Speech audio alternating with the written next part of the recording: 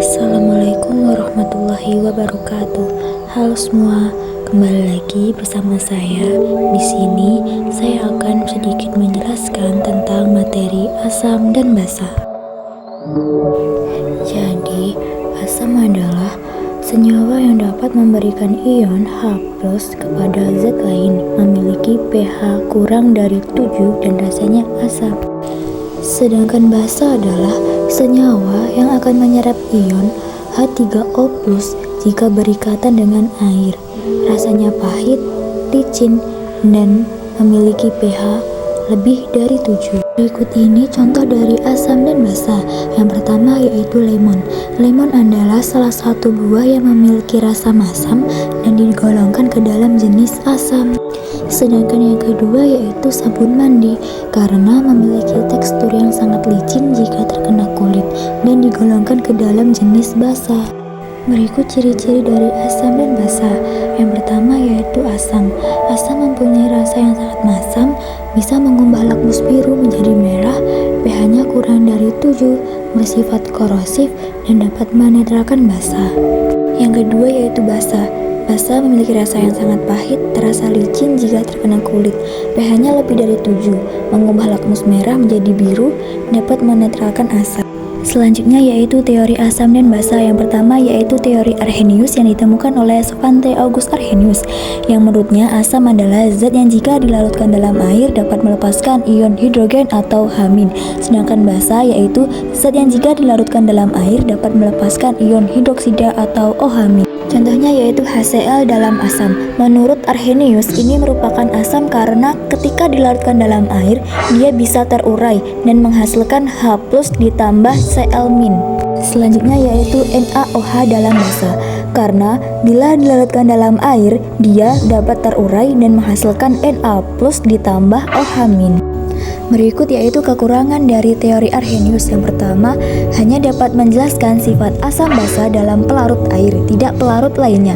Yang kedua, tidak dapat menjelaskan sifat basa amonia dan natrium karbonat yang tidak mengandung ion hidroksida, namun menghasilkan ion hidroksida ketika dilarutkan dalam air. Yang kedua yaitu teori asam basa Bronsted-Lowry.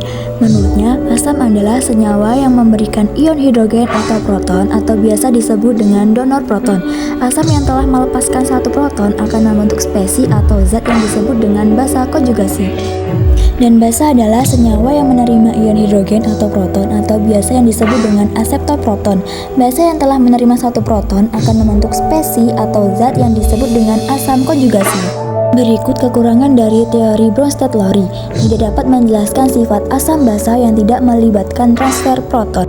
Selanjutnya kelebihan dari teori Bronsted-Lowry. Yang pertama, dapat menjelaskan sifat asam basa zat pada pelarut dan larutan selain air, bahkan tanpa pelarut. Yang kedua, dapat menjelaskan sifat asam basa kation dan anion. Dan yang ketiga, dapat menjelaskan zat yang bersifat amfoter atau amfiprotik atau dapat berupa asam dan basa. Yang ketiga yaitu teori Lewis. Menurutnya asam adalah spesi atau zat akseptor pasangan elektron dan basa adalah spesi atau zat donor pasangan elektron. Berikut adalah kekurangan dari teori Lewis. Yang pertama, dapat menjelaskan sifat asam basa zat atau ion yang mencapai kaidah oktet.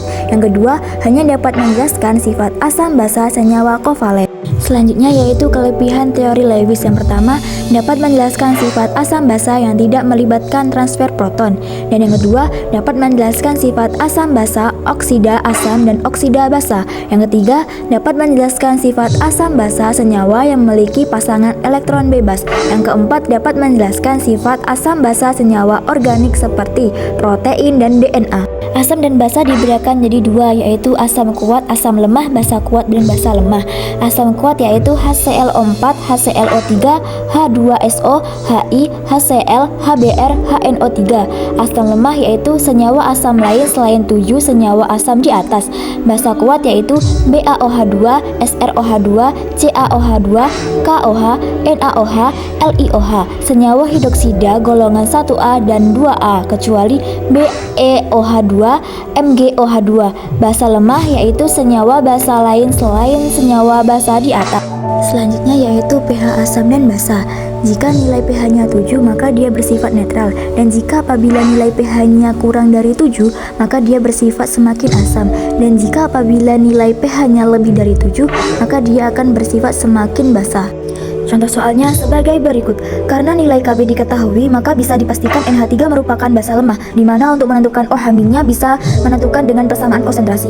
OH- sama dengan akar dari Kb dikali konsentrasi Mb, kemudian dimasukkan nilai konsentrasinya. OH- sama dengan akar dari Kb-nya yaitu 10⁻⁵ dikali konsentrasi 0,1 molar.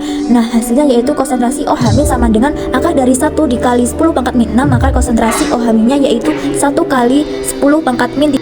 Tentukan pOH sama dengan min log konsentrasi OH-. Nah, kemudian kita masukkan nilainya. pOH sama dengan min log 1 dikali 10⁻⁵, maka pOH-nya yaitu sama dengan 3. Tentukan pH. pH sama dengan 14 dikurang pOH. Kemudian dimasukkan nilainya. pH sama dengan 14 dikurang 3, maka hasil pH-nya yaitu 11. Sekian video pembelajaran dari saya, semoga bermanfaat. Saya akhiri, wassalamualaikum warahmatullahi wabarakatuh.